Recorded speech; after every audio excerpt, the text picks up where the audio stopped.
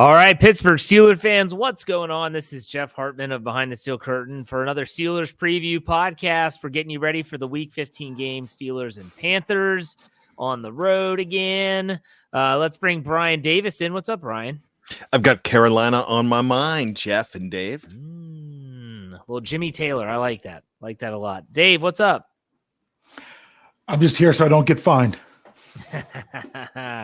Can never go wrong with that response.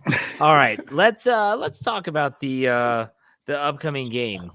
But before we get to the upcoming game, I want to ask you all just a general thought question, and it could be different for everyone. After the loss to the Ravens, where's your mind right now at the final four games of the season? Bryan, I want to start with you. Just improve, get better, find who you are and move forward with it. Okay. Are you still playoff hopeful, or are you succumb to the, the realization that it's very unlikely? I've come to the realization that it's very unlikely. However, I'm one of those that really think that right now you press hard for that best record that you could possibly get. And right now it is, 9-8. Yeah. All right, Dave, what about you? Where's your mind right now with the final four games? Well, if you have an hour and 10 minutes, I can just repeat the entire Scobro show. Don't need to do that. We can give you I'll give you the Cliff Notes. Now it's because I'd led up with this for weeks now that the Steelers had a chance to get to the point where if they could beat the Ravens at home, it was going to be the turning point of where their season was going to go. They had to go 3-1 in the third quarter at least, and they did. And then you get to the Ravens game, and if you find a way to win, then that changes everything of what the last four games is going to be versus what it is if they lost. And in my opinion, that meant that now you're looking to build everything you can to and it's not the one phrase that I can't stand is, we might as well see what they can do. It's not that far, but the thing is, within what you're doing, you have to be able to give one last final evaluation of things going forward when it comes to free agency, when it comes to players that, are you even going to release a player, things like that you have to assess overall individually and collectively what's going on with all three units in order to see what needs improved because it needs replaced and what needs improved because what you have it can still get the job done, but still needs to improve, all of it moving forward and rolling into 2023. The reason I bring this up is that Terrell Austin spoke with the media today on Thursday, and he said this, quote, "We're in the business to win games, not to see who will be on varsity next year," end quote. Yeah. And I thought that was very poignant. And people need to remember that Terrell Austin, this isn't Dick LeBeau that we're talking about. He's still coaching for his coaching life, if you want to put it that way. There's no guarantee that he's safe if the defense continues to regress or things like that. I think a lot of fans will say, hey, you throw guys out there, see what you have. Coaches aren't thinking that, No. But if you were to make a few changes, let's throw this out there. Starting in week 15, if you were to make just some slight changes, offensively, defensively, doesn't matter. What would be some changes that you would make that you would want to see that maybe with the Steelers now kind of definitely on the outside looking in, that they might say, well, yeah, now's a good time to give it a shot. Bryan, what would be a change? Really, the only thing I want to see is the defensive line, and we know we're going to see a change because Chris Wormley's not there. There's going to be some more opportunities for some other guys to play with. It's a shame that he's out, but there's going to be some more opportunities. But really, I don't know of anybody that I'm really saying that throw in there. Okay.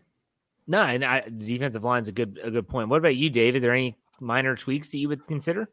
You might want to even consider let's use Bryan's example of the defensive line. Maybe you want to consider who you pair up to be on the field at the same time. Something of that nature. If you want to look at, can something else draw out a strength in one player or and cover a weakness of another, something of that nature. And, it's going to be frustrating if you find something that works really well that you just didn't find earlier in the season. But now it's also, you don't want to necessarily always make a big chance of doing something big that could cost you. But now it's like, well, just try it for a little bit. I would like to see some more evaluation going on at the cornerback position to see what the Steelers are going there moving forward. I think that's a big one that you really need to evaluate. You've got Cam Sutton. He's going to cost a decent chunk of change next year because he's the last guy left that they used void years on that still was under contract when they had to do that because the salary cap going down. They have a chance if they sign him right away as soon as the season's done that it wouldn't all come due next year. But chances are it's going to all come due next year, which is going to make that tougher. Maybe give him some assignments to see, can he be the guy that's really worth bringing back? Maybe do something, just maybe change up the responsibilities or something with Levi Wallace to say, hey, what can he be? Or is he the guy that's the number two but just needs a number one to be there, and he's going to be that number two guy? Or maybe even get a game or two at the end of the season with William Jackson III, and you didn't just pay him $2.77 million to sit on IR. Now, remember, people were upset. He came back and practiced for the Steelers during the bye and got hurt in practice. So he came back enough to pass the physical, go out and practice a time or two, and then get hurt. So there was that. But that's one specific spot I would look at. Play George Pickens more. Like that's one of the simplest things that the offense could do. Less Gunnar Olszewski, more George Pickens. If you're going to do jet sweeps, put Steven Sims out there. I don't even need to see Miles Boykin. Play George Pickens more. Like that's the one thing that I would love to see the Steelers do offensively that is not going to rock the boat. It's not going to be a huge change in schematics or your overall plan, and it will only benefit the offense one way or another, whether it's getting him more targets, hopefully, after, 5 in the last 2 games, or it's going to get him valuable experience, and he's going to get to learn on the job rather than standing on the sidelines in critical moments. I know Pickens plays a significant amount. I think he can play more.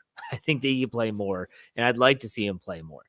I want to ask you about the quarterback situation. I'm not going to run this into the injury report just yet. I want to ask you more specifically about Deontay Johnson coming out on Thursday and saying straight up that he would, and I think this is under the assumption that if Kenny Pickett can't play, who would you want to see? That was the question. And he said, I want to see Mason Rudolph. That's my guy. Bryan, when you heard that, and I shared that in the random channel of our Slack channel, what did you think? Well, I'm going to go ahead and steal your editorial. I don't think he gets it. I just don't think this guy thinks before he opens his mouth. Look, I have no problem with him wanting, saying that, Mason Rudolph deserves a chance, but that is just completely throwing other quarterbacks under the bus. If you ask me, the question wasn't if Kenny Pickett can go. I think that was under the assumption. He was talking about Mason Rudolph, and they said, would you like to see him start, or would you like to see him play? And he basically said, yeah, like I'd like to see him. I actually wrote it. I actually listened to it more than once, and I can't remember. Sorry. Well, it just seems that this guy. But you mean Deontay Johnson's not overly captivating with his talk, Jeff? Sorry, Bryan. No, I just can't remember. As soon as Mitch Trubisky came into the game, he was targeting Deontay Johnson like crazy. And I just thought, at that point, that's kind of what you need to say is like, hey, look, I just want the best opportunity for this team to win. I don't think you go ahead and pick a guy in that situation. I just don't like anything that he says right now coming out of his mouth, because I think he has sour grapes from the contract situation in the offseason. And I feel like even though he got the contract, it seems like he's got a burr, and I just don't understand what the situation is. And he doesn't say much that's good. And remember, he had a little squabble with Mitch Trubisky right before Mitch got benched at halftime of the New York Jets game. So I'm thinking that this guy's holding a grudge. He's playing favorites. And I just don't think that that's something you really need to do. I totally forgot about the skirmish at Yeah. halftime. I forgot about too. Dave, what are your thoughts on Deontay Johnson's comment? Yeah, that kind of changes things a little bit when you think of it that way. But I mean, Deontay Johnson's been teammates with Mason Rudolph the whole time. Yeah. So this is a guy that he's probably caught more passes from him than anybody else on the roster. I'm not talking about in games. I'm just talking about in practice and everything else. I'm talking about practice. So that's just one of those things that, so Mason might be his guy. Obviously, I don't think Mitch is his guy from what we've heard from before. So is it Deontay saying something because he wanted to stand up for his guy when it would have been better to give the stock answer? That very well could be it. Most likely that's what it is. Or Deontay Johnson sees what they're doing, knows what the Steelers are going to do, and is staying ahead of the curve to say, I had his back from the beginning, because he knows Mason Rudolph is going to be the guy that goes if Kenny doesn't. And even if Kenny is cleared, are they going to make the decision, well, he hasn't been able to do enough work this week that we don't know that we want to have him start because he just hasn't got the reps in. You know, there could be a lot of things going on here that we'll find out more probably by Sunday that gives us a better answer. He's dense is what I think. I mean, he literally just... He had no reason to say it. He would have been better off not saying it. He's completely tone deaf is what it is. And I'm not talking about Tony Defeo. I'm talking about him being completely deaf to the narratives that are out there. And he hears it. He's one of those guys like, I don't listen to the fans. Yes, you do. You block all these people on Twitter. And then you say publicly, you know, I don't care what they say. They're going to show up no matter what. That tells me you listen. You care. That's fine if you care. Just don't lie about it. Why would you not just give a stock answer here? That's what I don't understand. Why don't you just say, you know what? I'm cool with whatever quarterback they throw out there. I'm going to do my job. I'm going to get open. Hopefully they can give me throw me the football, and hopefully I'll be able to make a play. Like that's what I want him to say. And instead he has to say, the Mason's my guy, man. You know, like I'm hoping he gets a shot. Like, come on, man. I just don't like it. Bryan, what were you going to say? You know, it's time that they hire an interview coordinator and an interview consultant, and his name is Dave Schofield. Dave answers would be perfect in the situation like this. I would hate him though. The articles I would write. Then like, again, player waffles again. You hate the answer, but then when they don't do the answer, you're mad at them for not doing that answer.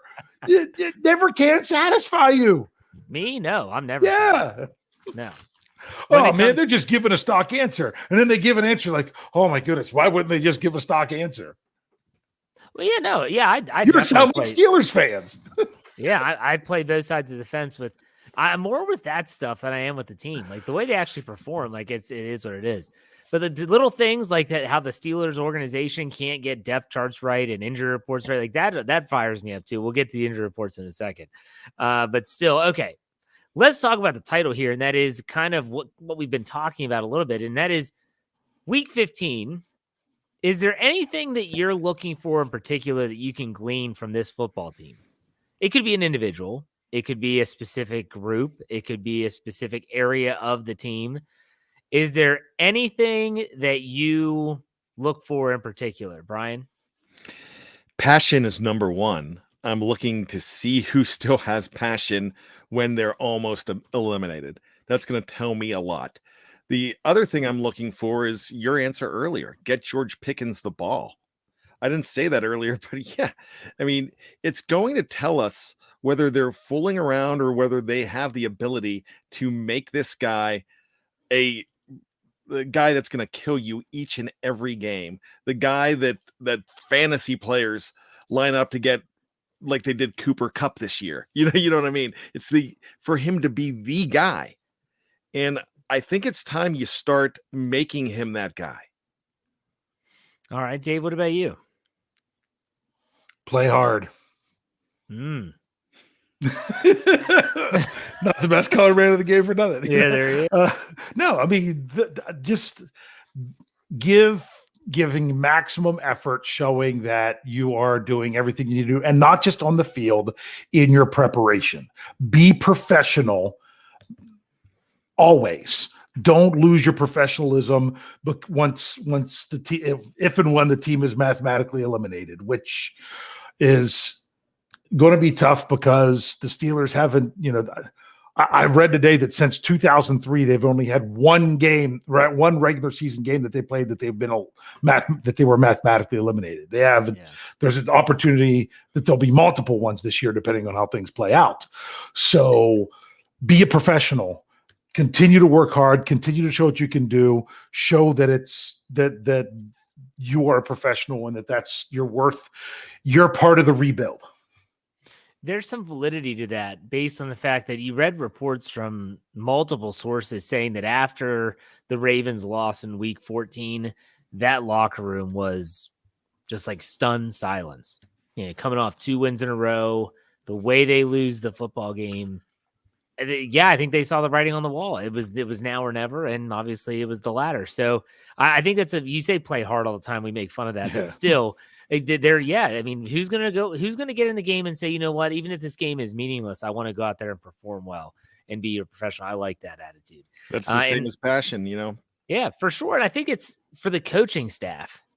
And Matt Canada is coaching for his freaking career right now. And then if he doesn't see that, he is as tone deaf as Deontay Johnson is. And like I said earlier, when I brought up the quote from Terrell Austin, I don't think he's safe either. Because the Steelers, if there's anything they've learned from this season, is that the status quo isn't always going to be good enough. Going out and getting some free agents here, free agents there, and maybe bringing in this coach or doing this, that, whatever, it's not always going to be good enough. And so I think that these coaches are going to have to really, maybe they have to dive into the old bag of tricks a little bit. And I'm not saying double reverse flea flickers, please, Lord, not with this offense, but still just thinking outside the box a little bit, like using the jumbo package and having a way to successfully throw the ball when or doing a personnel package where you run 95% of the time and actually dip that number down to 60% of the time. Right. Yeah, something like that. This is just a good example. All right, let's get to Super Chat up here before we lose it. Captain Underpants, our friend Brian Haynes, he says, gives us $5. He said, I just wanted to say I'm glad to get to be in here. He's talking about the live chat tonight. I think that the offense is going to show out this week. I think DJ, George Pickens, and Pat Fryermuth score. Hashtag RODC. That would be the Ride or Die crew. Thank you, Captain Underpants, for the tip. Appreciate it. Welcome. Good to see you back. Yeah, for sure. Good to see you back. All right. The quarterback position. That's what everyone wants to talk about. And it all stems from the injury report. Dave, are you ready with the injury report? I am ready with the injury report. All right. Fire at will. Well, apparently a player status for today is still knee. Oh, wait, but that was for the Panthers. Oh, my goodness. This is ridiculous that they still can't get it right. But there was 3 players added to the list today, one of which Cam Hayward Thursday didn't practice, coach's decision. That's been the status quo for a while now, so nothing to see here. Move along. The other 2 were Josh Jackson, cornerback, ankle, didn't practice. He's been a healthy scratch for the last several weeks. But the other one's Deontay Johnson with that hip again. Wasn't listed yesterday that, he still has the hip, but he was a full participant. Just wasn't listed. Then he comes back, didn't practice today. They would have had a chance to say that was a coach's decision, but they didn't. The big one, Kenny Pickett, limited again today, limited yesterday. I'll come back to that because I want to say something about that, but I want to give you everything else. Cam Sutton had a stinger on Wednesday that was limited. He was full. That tells me he had to take a few plays off while they looked at him on Wednesday. Was likely the case, not that it was something that knocked him out for the rest of practice. Najee Harris, after not practicing on Wednesday with a hip injury, that changed to something different, was back as a full. Miles Jack, that changed to a different injury this week. It was a groin, didn't practice at all this week so far. Fryermuth with his foot, he says he should be good to go for Sunday, but 2 practices of not participating now. That's got to be a little bit more concerning. And Larry Ogunjobi with the toe, didn't practice for 2 days. We'll see if he's on the same path. I assume he is. And then the 1 week I thought he'd be, didn't practice twice and then comes back full with no status. He didn't practice and was out. So you just really never know what's going on there. But that's everything. We know Kenny Pickett's going to be what we talk about the most. I just want to remind people that Just because he's limited Wednesday and limited Thursday, we don't know the level of limited. He could have been more limited Wednesday and did almost everything Thursday. He could have been doing a lot Wednesday and couldn't do as much Thursday. We simply don't know because of the wide range of limited. Yeah, if you do the prediction, what will happen is if he's full on Friday, he'll probably have the designation as questionable because they have to still see how he responds to being a full participant in practice. Yeah. If he's limited again on Friday, I don't think there is any chance that he clears the protocol and can play on Sunday. But still, we'll see what Friday holds for him. But outside of the quarterbacks, Bryan, is there any injury of note or anything that makes you think, oh boy, this isn't good? We need to make sure this guy plays. I'm always one that makes sure that Pat Freiermuth plays. Yeah, that's the big one. He could be a game changer every single time. And I talked about George Pickens getting the ball a lot. You want to see this guy, get in that range of the best 5 tight ends in the game, because I think it's possible that he can. And I think the more you target him, the stronger he gets. Feed him more, the more he grows. Dave, what about you? Anyone else other than Pat? Pat's the big one. Then I would say Deontay Johnson, not because it's that, Deontay Johnson is great. And why is he talking when he's not practicing? Sorry. Since we already went into that. But the biggest thing with him is just that the Steelers aren't overly deep at the wide receiver position. You say, Deontay Johnson, who's going to play in his place and do that stuff? Maybe Pickens gets more targets, but you still got to have somebody else that's a threat on the field. That's the biggest thing. So if you're talking about no Deontay Johnson and no Pat Freiermuth, forget about them double teaming George Pickens, send 3 guys on him. Yeah. It basically is what it would come down to. So I think those 2, especially in combination, are the big ones. I don't want to spend a lot. Do you want to talk about the Panthers? I don't know anyone except for I think DJ Moore. And I think he was full. Days. Yeah. So who was it? It's funny. It was safety Xavier Woods with an ankle injury, but what did the Steelers have him listed as? A knee injury, and his participation is knee.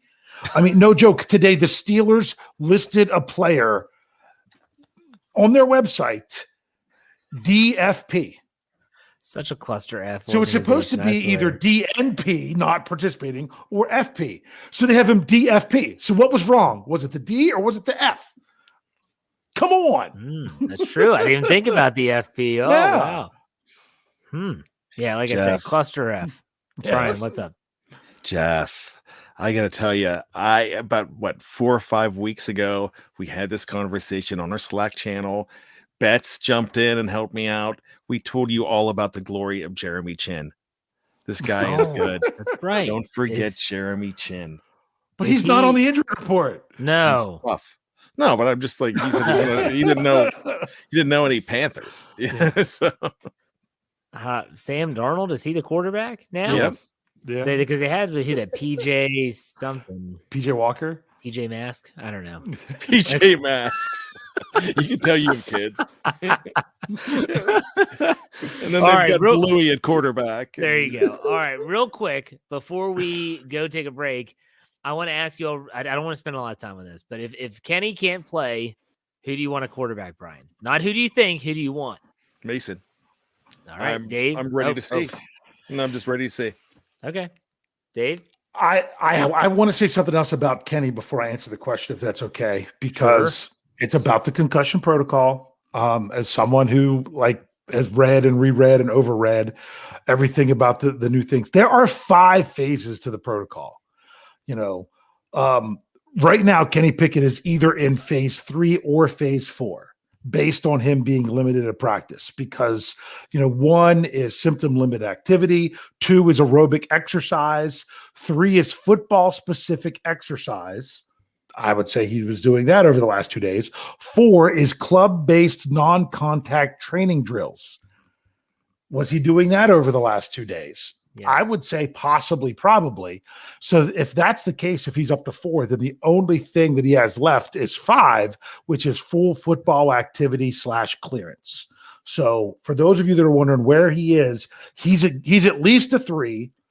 based on, seeing some videos from practice, I would even say he's probably a 4, but not definitely, and looking to be 5. So in order to get to 5, it would be really helpful to be that full participant tomorrow.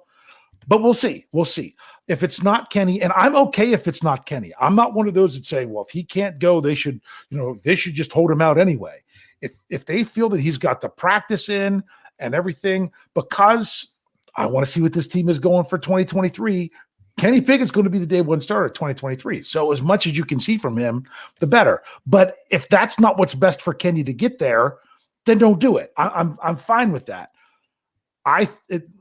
What I want is for the Steelers to win the game for whoever's taking the snap. But if I had to put money on which of the other two, I actually think it's going to be Mason Rudolph, because I think they've just kind of set it up to be that way. I don't know that it makes the most sense if you're trying to evaluate for next year, because Mason's out under contract. It just kind of seems like it could be that. I would love to know the numbers of, like, if Mitch Trubisky, to get out of his contract after this year, what a damning thing that would be for Mitch Trubisky to not just get demoted from starter to Kenny Pickett, a rookie, but then when given the opportunity later in the season, he loses that starter job again to Mason Rudolph, who hasn't taken starter reps since the preseason. But he threw 3 interceptions. He wouldn't even be questioned if he didn't throw 3 interceptions. I understand that, but just think about what Mike Tomlin would be saying by making that move. He'd basically be saying that, yeah, we know we have you for 2 years, but we're going to go with a guy that's not even going to be here next year. Mason Rudolph's not coming back next year. Are you nuts? It's a performance-based business, and that tells you that Mitch isn't performing. Get it in gear. But we have no idea what Mason Rudolph can do. We haven't seen That's him true too. But you know what he hasn't done? He hasn't thrown 3 interceptions. No, I know. I'm not sympathizing. I'm not sympathizing with Mitch. I'm just saying, for all the people that are like, oh yeah, let's just go to Mason. Like, okay, that's fine if that's what they want to do. But at the same time, it's a pretty damning statement about the quarterback. And if Mason Rudolph comes in, and this is the reason you think that they don't, because if he comes in, you said this, I think, was it Jeff that said this? Someone said this somewhere. If Mason Rudolph comes in and plays well, guess what people are going to say? Why didn't you give him a realistic shot from the very beginning as the guy that's been around? So, if he comes in and does well, that's almost a real ding on the way that they played this whole thing out all year, especially from the beginning. Because I honestly thought Mason Rudolph would come into camp being the one, only because he had been with the team the longest. I was really surprised that he wasn't. Well, I think, and then let them lose and then get past. I think it's been mismanaged from the start. I've made that very clear. Brian, what about you? This Pittsburgh Steelers do not care. And I wasn't making a joke there. I just realized I need my sound bite. I did a Tomlin. We do not care. They do not care what any of us think. They don't. It doesn't matter, because Mason comes in and has a great game, then all the people in the live chat that are talking about how much Mason should have been there for the beginning, and Mason, all of a sudden Mason's great. He wasn't last year when they lost, when they tied to Detroit, but all these people want to see the most popular guy in the world, and it's the guy that has not taken the snap yet. They always want to see that one guy, and it just seems to happen. No matter what we say they should do, they're going to do what they think they will do best for business. And that's it. That's the bottom line. If Mason Rudolph comes in and sucks, all of you guys are going away. No one's going to come in and say, well, I guess I was wrong. He'd have gone 10-3 if he was the starter from week 1. Yeah, you'll hear me say it. I'm like, I want to see him play this week, because I think if Kenny can't go, he's a better alternative. And that's the bottom line. He might be the better alternative because we haven't seen him suck yet. Yeah. One line. I'll ask Jeff this question. I know we need to go to break, but I know you said we weren't going to talk about long, but this is too much fun. Does Mitch Trubisky have a realistic shot of being the Steelers starter next year? No. Why? Well, it's Kenny Pickett. But even if Kenny just was doing worse, some people think Kenny's not doing the job. Even if Kenny was doing the job worse statistically and everything else. Why would it not be Mitch? Because Mitch didn't get the job done. Because he didn't. You brought in the guy, you wanted to see the guy that looked like he had resurrected his career and got out of Chicago, and not the same guy from Chicago. If you took a chance on Mitch, and it wasn't a huge contract on him when it comes in terms of quarterbacks, he had the probably the most possible upside of any free agent quarterback. That's debatable. Some people said he did, some people said he didn't. But if you take the shot and it didn't work, it's okay to say it didn't work.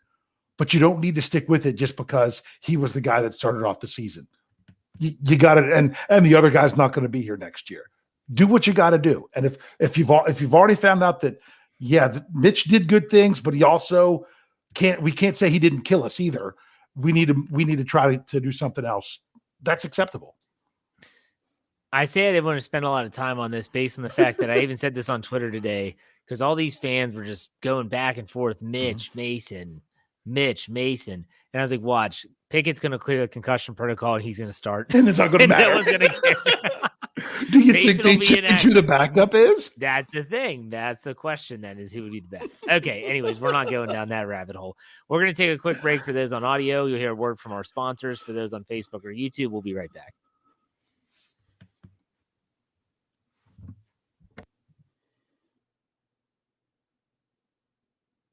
All right, Steeler fans, we are back. We just finished up the injury report, getting you geared up for this Week 15 game, Steelers at Panthers. Time for a little over-under. Bryan, do you have the updated ranking? It's pretty close, I believe, after last week. Yeah, Bryan and I would be tied if I had to let that one count, but I thought having 7 in 1 week would mess up Brian's numbers. So but that's also bad juju, the over-under that you actually said. That I know, because I didn't want to wish it into existence. Yeah. And man, that was way over. 50 to 49 to 48. Jeff had a good week. I did have a good week. Okay. That darn close. All right. And someone last week in the live chat said, Jeff, you're picking the lines. How are you not good at this? So, well, I'm setting the lines, but I still have to get I still have to get them right. I'm not giving myself the answer. It's not like I'm providing a math question for them. It's you're not setting the line to make it obvious what you want to do. You're setting the line close to what you want to do. I'm setting it as realistically as I think it could be. That's what and if you were wrong, we would do better. It's true. All right, let's get this show on the road. We're going to do 3 players and 3 team over-unders this week. First player, Najee Jerome Harris. Rushing yards. 60 and a half. 60 and a half. Over-under, Bryan. 60 and a half. I'm going to go with the over. All right. Dave, he's checking his notebook. Yes, I am. Seeing how many rushing yards the Panthers surrender every week. Okay, that's the worst part of their defense. They surrender 128.8. I'm going over. I had 2. I'm going to go over. I don't think he's going to have 100, but I think he's going to be more than 60 and a half if he stays healthy. Knocked on wood. Yes, I did. Let's go to the next one. Pat Freiermuth receiving yards. 50 and a half. 50 and a half yards. Bryan, what do you think? Over under? I hate to say this, but under. All right. Dave? Well, the biggest question there is he going to practice on Friday and play on Sunday? That's the problem. He said he was. Yeah. Because you know what? I ain't going to catch up if I don't disagree, so I'll go over. I'm going to go 50 and a half. I'm going to take the over as well. I think he plays, and I think he does a good job. Let's go with George Pickens receiving yards next. 55 and a half is the line. 55 and a half. Coming off a good game. 3 catches over 70 yards. Bryan, what do you think? I think he goes over this week. All right. Dave? I can't believe you didn't do George Pickens targets. Thought about it, but I went a different way. Because this one I'm going over. I'm going to go over, but not by much. I don't think he has a huge breakout game. I love it if he did, but I'm going to go with like around 60, 65 yards. I'm going to go over. All right, let's go with Pittsburgh Steelers total points. So not to go into your predictions, but I have the line at 19 and a half. Bryan, what do you think? I always go over. Okay, Dave? Okay, you said Steelers total points, right? Correct. 19 and a half. I'm trying to remember what what score I picked. 19.5. What did I choose? I have to say under based on my score prediction. Okay. So I'm going over. Pittsburgh Steelers turnovers. I'm going to lose that one. I know I am. Pittsburgh Steelers turnovers, turning the ball over, 1.5. Brian? Without Kenny Pickett in there, I'm going to go over. Okay. Dave? I'm not sure that it's not going to be Kenny Pickett, and if it's not Mitch Trubisky, man, no, I'm not going to get that far. I think it's going to be under. I don't think they'll play a clean game, but I hopefully they can only keep it to 1. I'm thinking with Dave. I'm going under. And let's go lastly, Steelers defensive sacks. So to be able to sack Sam Darnold, I've line at 2.5. What do you think, Brian? I'm gonna hope with the over. All right, Dave. I'm going to go with how they've been performing, and I'm going to go under. I too am going to go under with 2. And I heard on his Stat Geek, Dave said that they've actually surrendered less sacks than the Steelers have this year. Yeah. So I'm going to go with the under with 2. All right. Brian, did you get all that? Do you need me to repeat anything? We are good. Perfect. Let's do some score predictions. Brian, what do you have actually, I'm sorry. Let's check the line first. Dave, what is the 3 current spread? It's 3, unless it changed in the last 35 minutes. So I'll double check. What's the over under? 37.5. Wow. All right. Yeah. Okay, Brian, what do you think? Wow. Let's go ahead and 37.5, right? So I'm trying to do math in my head. Sorry. I did not officially pick a score yet, so I am going to go ahead with the Steelers 24 and the Panthers 19. Oh, okay. All right, Dave, what do you think? I have a score that's going to go barely over. And that is, I'm just tired of picking the Steelers over and over and over again. This is a team that's on their level. They're the same record, but the Panthers actually have something to play for. The Panthers actually have a winning record at home. But the Steelers, they actually have a better record on the road. I could completely see the Steelers coming out and actually winning this game decisively. But because I don't really care about being wrong, and I'd rather pick them to lose and be wrong, I'm going to go with the Panthers 20-18. Oh, I like the Steelers in this game. I know I pick them every week, but I go back to the Trubisky the way, even if he was the quarterback or Mason, like they were moving the ball well. I thought the offense looked good until Mitched us, but still, we got Mitch slapped that week. Yep. Let's go with Steelers 23, Carolina 17. 23-17. I don't think Mitch has to play or Mason. I think Kenny plays. Yeah. So I'm going to go 23-17 Steelers. They cover, and that's the over. I would not be shocked if this score is 33-9 Steelers. That would not surprise me. That the Steelers come out. That would shock the hell out of me. That actually wouldn't surprise me. I just don't. I'm not going with that being the most likely scenario, but I see it as a possible scenario because the Steelers have. I mean, my goodness, the last time they played the Panthers, they put up 52. Now, granted, that was Ben Roethlisberger, but it just seems like it's one of those teams, and wouldn't it just be the Steelers to come out and really play well over the final 4 games and start crushing teams to say, just for fans to have to say, wow, it was 1 week too late, but I can see that happening as well. But the bottom line is I have no freaking clue what to expect on Sunday. I really don't. Really tough team to predict. All right, Brian, do you have trivia? Yeah, I actually do. And this is a very interesting one. We had on Know Your Enemy yesterday, Dwight Stone. Woohoo! And I hope everybody enjoyed that. And of course, he played for both the Steelers and he played for both the Panthers. and he played for the Jets.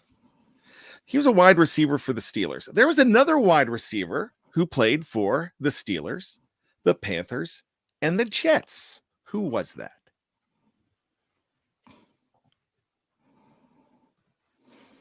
You got it, Jeff?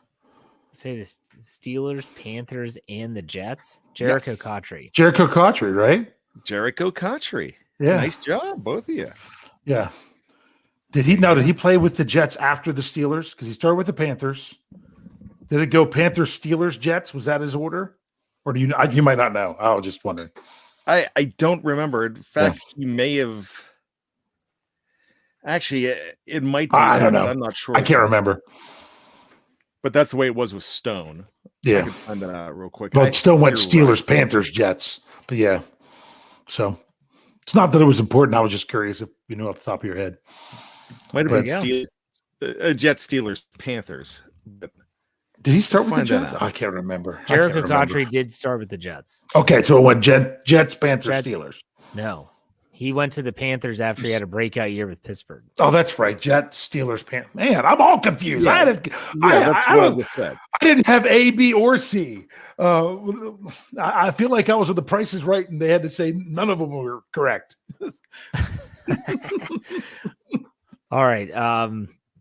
Is that it, Brian? Or you have another one? No, that's it. Okay. Go, Dave. Your trivia time. Okay, I mentioned before that the Steelers, they have had a good bit of success in playing the Carolina Panthers. The last time they played them was Thursday night. I was there for this game. No, I wasn't there for this game, but I know.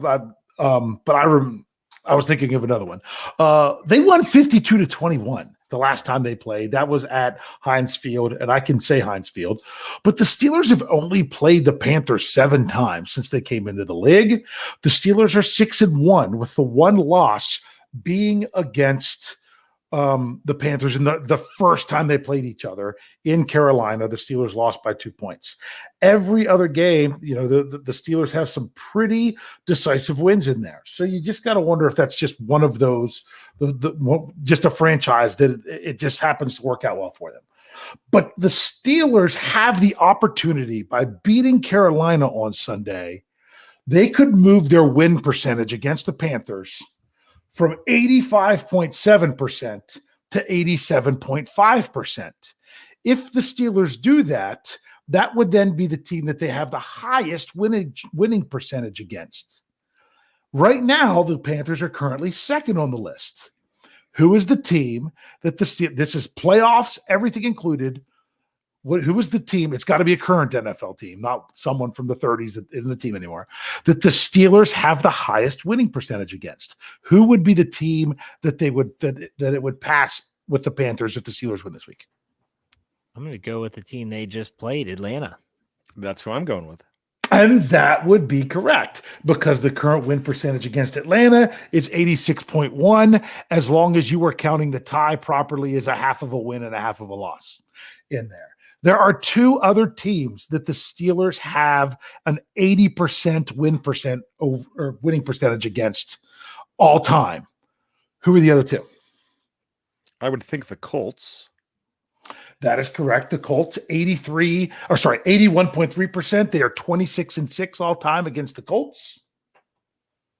Oh, it was 15-2-1 all time against Atlanta. Just what did I say? 15-2-1. Yeah. Okay.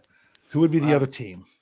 What about Tampa Bay? That's my guess. It would be Tampa Bay. They are 10-2. So what do you know? The Steelers have a win percentage currently of 80% or more against 4 NFL teams, and 3 of them are from the abysmal NFC South.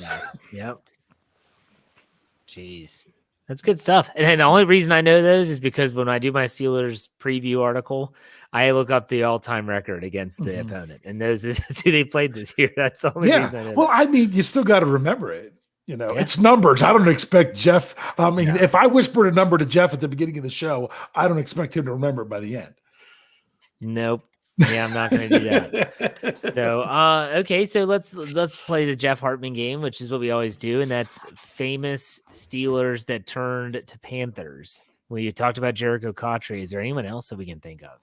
Well, yeah. Other than Dwight Stone? Other than Dwight Stone, yeah. Well, two guys that Stone played with then in Carolina, Greg Lloyd and Kevin Green. Also, didn't Barry Foster go to Carolina? Barry Foster. I'm pretty sure Barry Foster never played a game there. He never ended up playing a game there, but he went, so that counts. If I'm not mistaken, I think Tim McKyer ended up there after the Steelers in that draft. There were Brenson Buckner. Ooh, that's true. That's one. Trying to think if there's any others. George Teston said Chad Brown. Did he go to Carolina? He went to Seattle. He was in Seattle, unless he went to Carolina at the end. No. I don't think he did. The Thursday night game where the Steelers just blew the doors off of Carolina. Yeah, that was 4 years ago. Was that the Dilly Dilly game, or was that against? No, Tennessee? The Tennessee was the Dilly Dilly game because my brother and I were at that one. I get those two games confused because it was Thursday night at Heinz Field and the Steelers crushed the team. Yeah, the Carolina game sort of blue. But the Carolina game was the game where Ben was scrambling on a play, slid feet first, and the safety Reed, I can't remember his first name. He hit him pretty late, maybe. Yeah. And he hit him late, and I thought that David DeCastro and Marquise Pouncey were going to I thought they were going to murder a man on the football field. And they got in his face, and Ben was fine, but it drew a flag and all that. So that's what I remember about that game. Oh, I got one, and I hate to bring one of my least favorite Steelers of all time.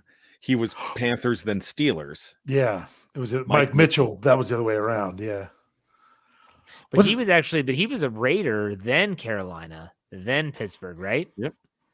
And he turned I think it's a 4 interception season, maybe 5.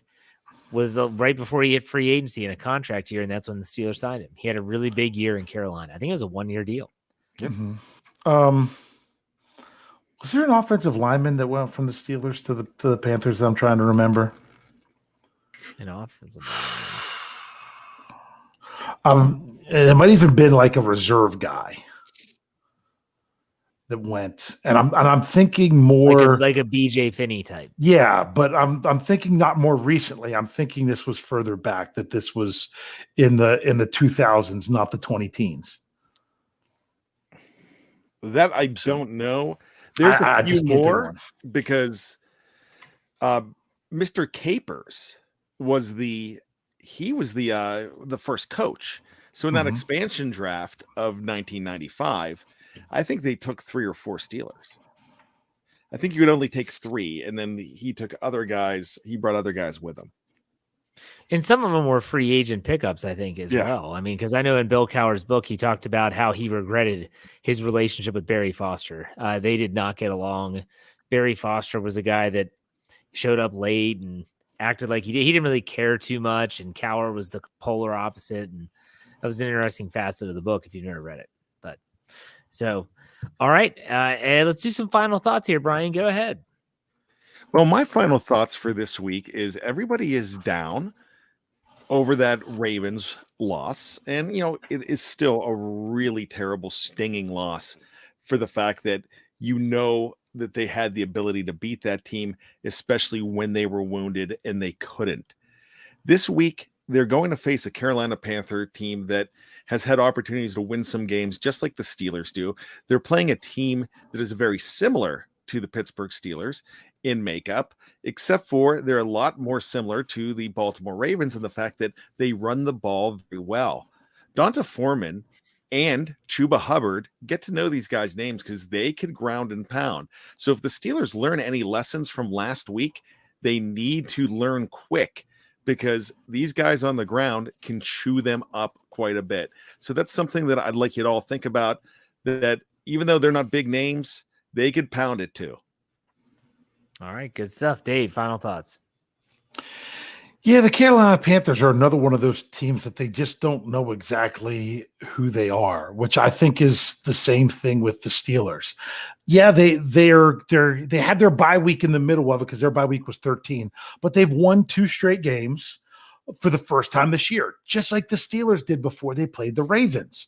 But they beat the Broncos, who are a 3-win team. They beat the Seattle Seahawks in Seattle, and you think that that's impressive until you look at the other games that Seattle lost in Seattle, which are kind of head scratching. So the Carolina Panthers, I could see their fans being very similar to Pittsburgh Steelers fans in is this team, when they do win, what kind of quality win is it? Things of that nature. I can't figure out either one of these teams, and that's why it's so difficult to then try to predict what's happening.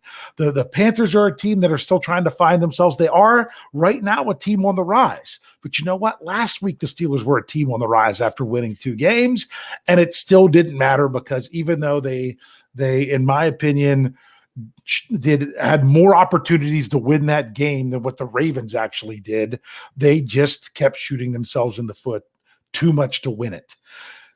Are you going to see that from either one of these two teams this week? I think that's going to be ultimately the biggest thing that's going to determine this game is who's going to take care of the football, but yet still do what you need to do in order to move the football, just like what the Steelers struggled with last week. Also, I'm not going to reiterate everything, but if you're really curious about it, it's kind of weird how these two teams compare when it looks at scores at the end of the first quarter, scores at the end of the third quarter, those kind of trends for these teams.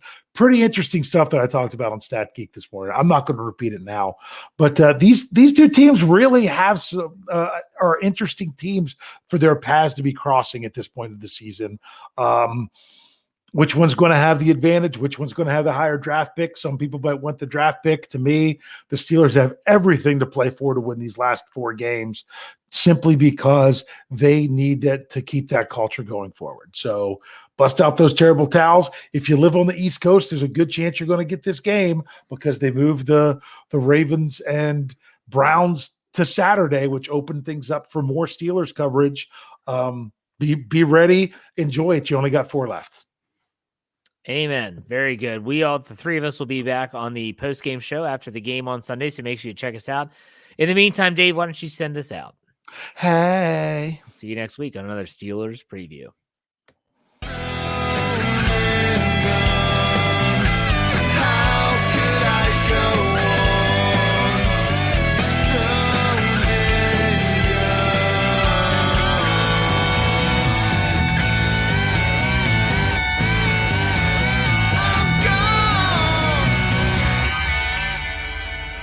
Everybody else gets a little tight.